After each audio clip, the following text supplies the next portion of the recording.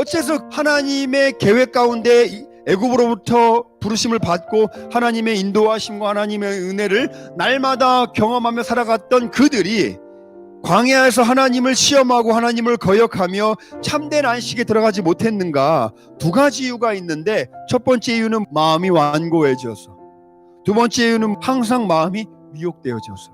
여러분, 마음이 완고해진다라는 것, 그 뜻이 말라버린다는 뜻이 있는 거예요. 마음이 말라간다라는 거예요.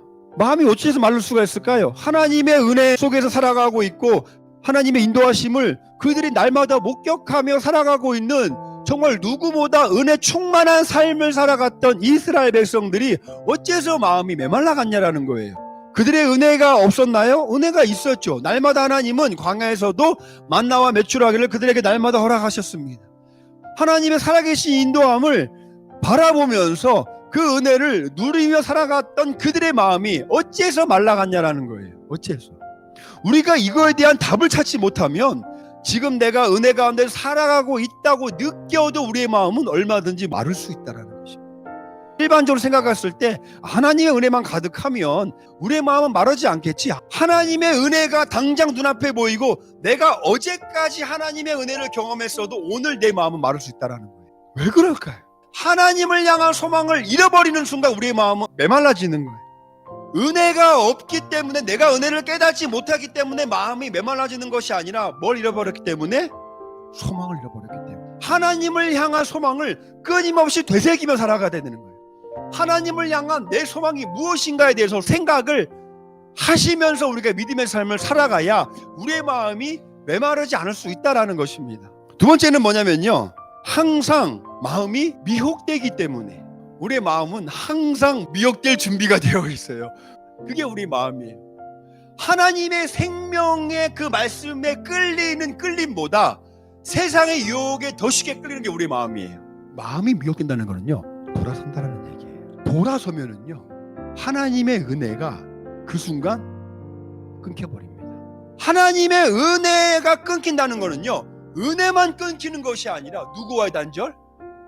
하나님과. 찬양을 해도 은혜가 안 느껴져요. 말씀을 봐도 은혜가 깨달아지지 않아요. 기도하는데 어두컴컴한 암흑 속에 혼자 있는 느낌 듭니다.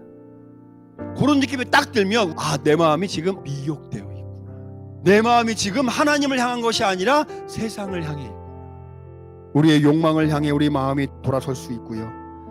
죄가 주는 쾌락이 좋아서 우리 마음이 돌아설 수 있습니다.